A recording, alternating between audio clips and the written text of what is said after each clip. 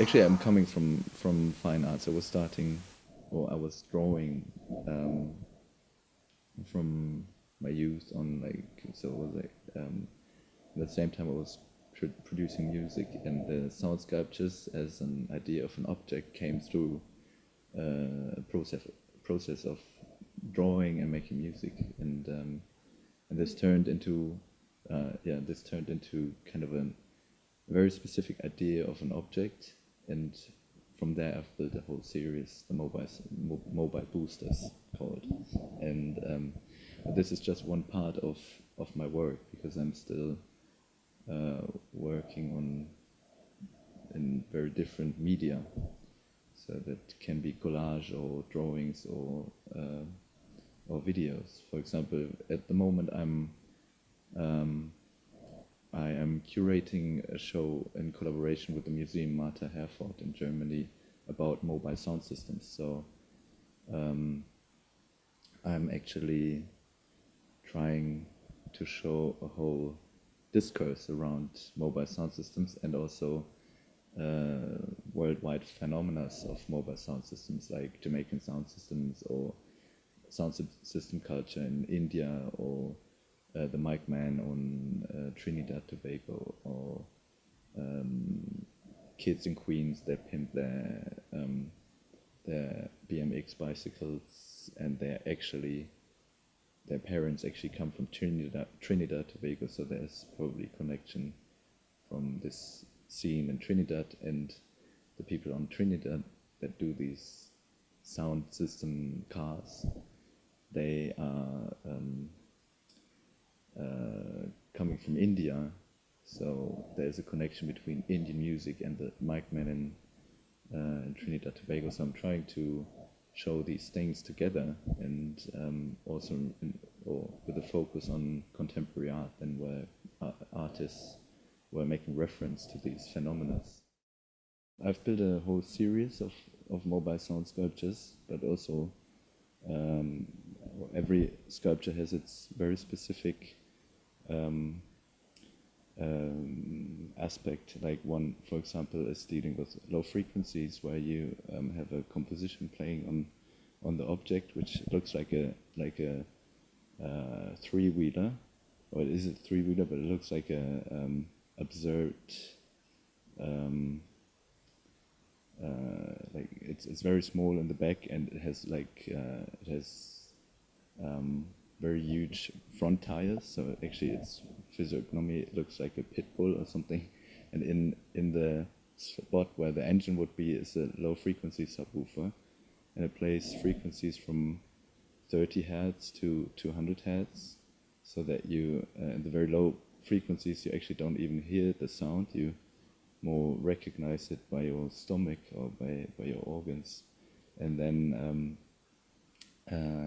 also you have reflections from the wall. So you have like low frequency reflections coming from the corners of the room, and then when the frequency rises, then you can localize it in the actual object. That is because if the amplitude is very long, and longer than the distance between your ears, you can't localize the sound. That's why we hear sub-frequencies mono and never stereo. It's because of the length of the amplitude. Then another work deals with high tones. So there's a composition playing onto cones. Is it called cones? Like half balls, and is producing a spherical wave, so that you have a very three-dimensional acoustic, and it sounds almost like the sound goes in your brain. So it's like acupuncture in a very high frequency, where our hearing also is very sensitive, so that it actually sounds quite dangerous, because it's not very loud, so it's not painful, but your senses are very stimulated in this frequency. So, and lots of other objects that deal with has different references.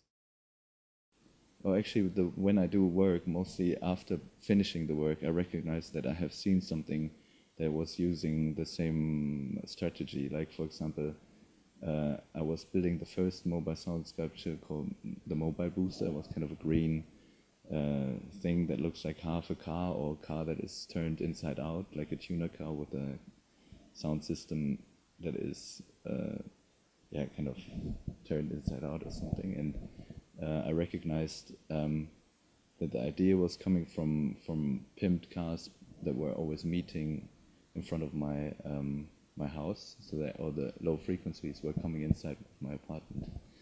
And so it was like a sonic assault, and I was starting to produce soundscapes to kind of overlap the sound that was coming from outside, and then from there I was building the sculpture. And so I was thinking about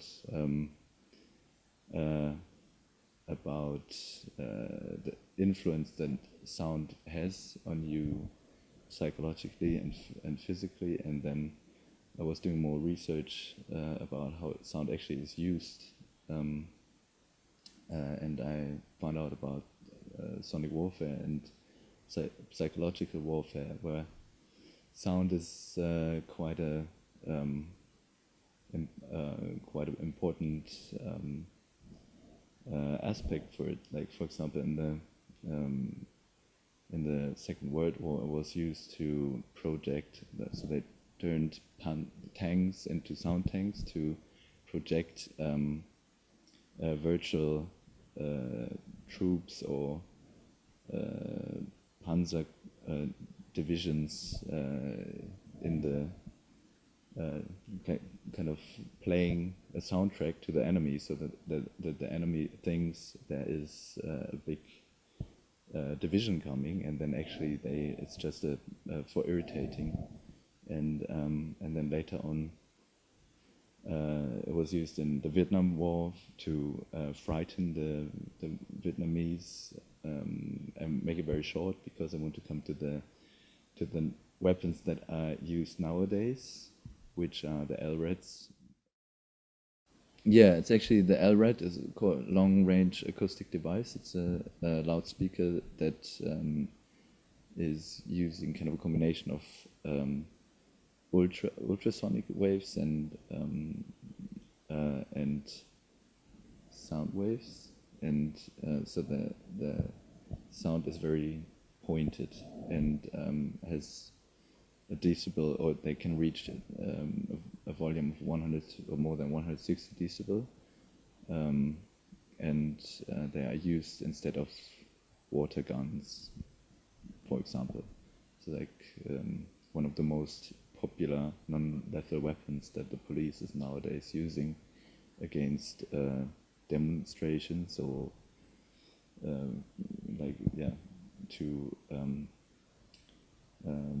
to end demonstrations. So yeah, and so if there was one very interesting thing that I found out about the demonstrations in New York from the Occupy demonstration in the Wall Street, where the people were not allowed to use electronic equipment anymore to amplify their speeches, and also no equipment to amplify music or anything. So that was where the powers already were taking these instruments away from the people and then using sound guns to disrupt. Is it called disrupt? To disrupt the crowd. And for me, that was an extreme example of kind of the kind of speechlessness of the system, where they actually produce kind of an extreme asymmetric constellation of the use of equipment in very specific moments. And what I find really interesting is that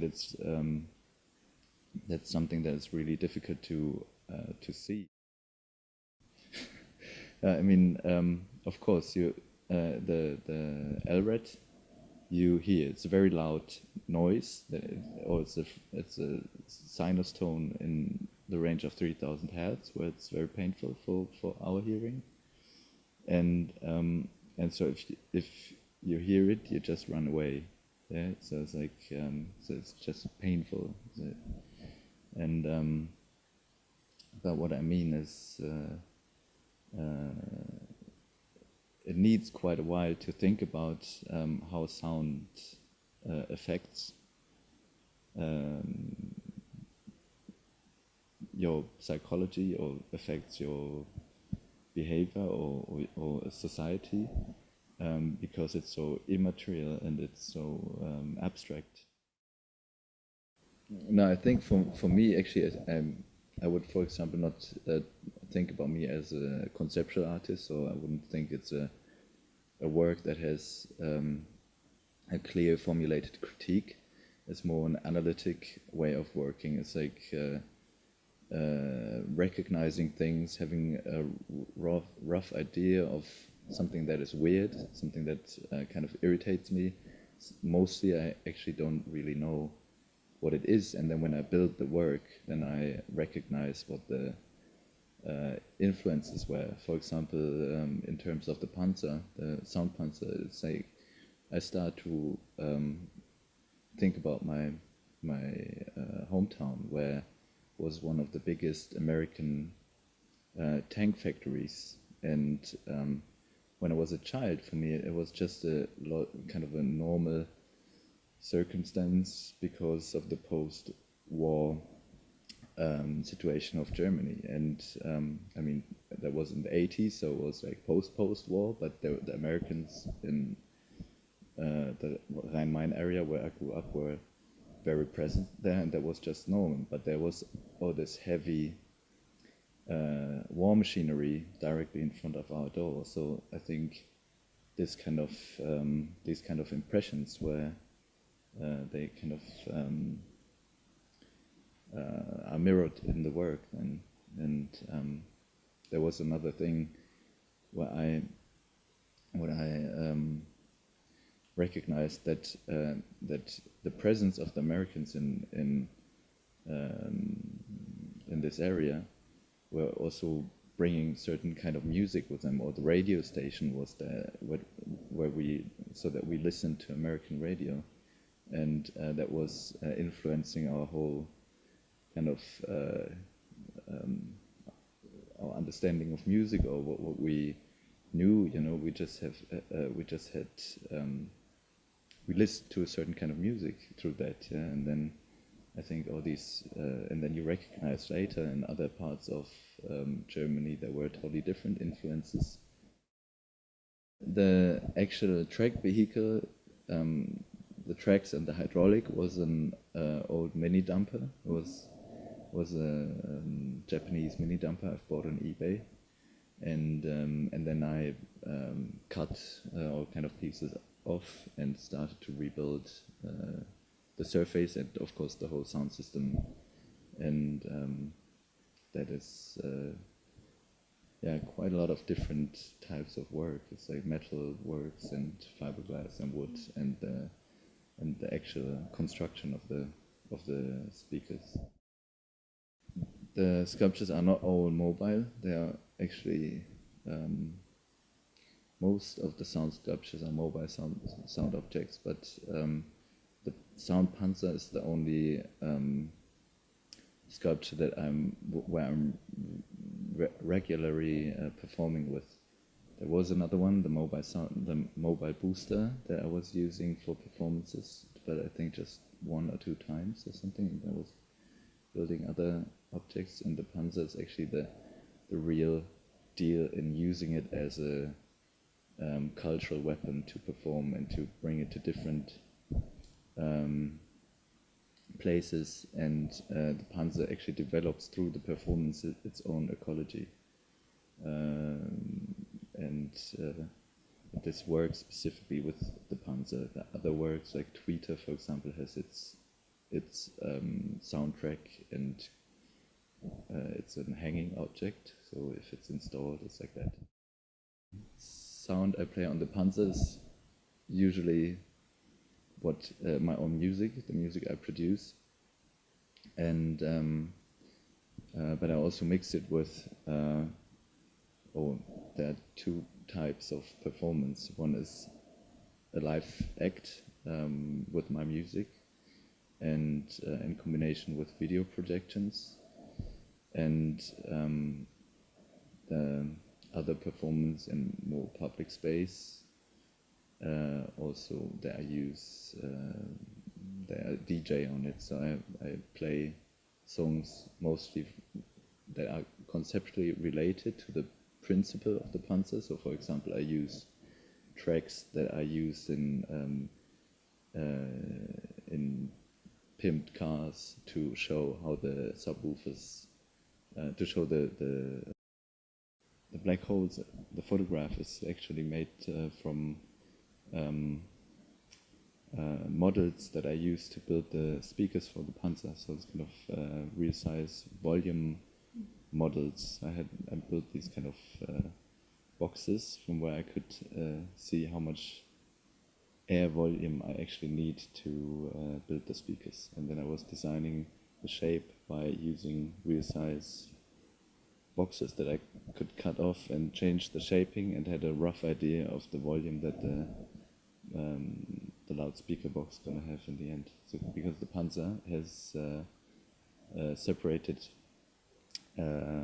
air chambers in its body, so the subwoofers has the single box with bass with low frequency or bass reflex horns, and the midtones are separated and have their single volumes. Yesterday I was playing some instrumentals from Little John, because this is like, if you look on YouTube or somewhere where people are presenting their cars with big subwoofers, they play just like instrumentals from this kind of South Coast hip hop music, because it has these bass lines that go from very low, like 35 hertz, and then go upper, so you have like these very clear frequencies. And this music actually is produced for these cars, so it's like these are things I'm then also using in the performance. So I was playing I'm Born to Roll by Master Ace, because it's kind of, these are things I bring in then. But my own music is more it's mostly really, it's more abstract, like building a soundscape. And I do this since years actually, that I produce also a soundscape in which I start to draw or work. And it was kind of a parallel practice, that I was kind of making music and using samples and transforming kind of bits of music into something else, into kind of a soundscape, and in which I was able to work as a sculptor or was doing the drawings. And then after a while it came together that I was building the machine with which I was producing the soundscape, in which I was building a machine.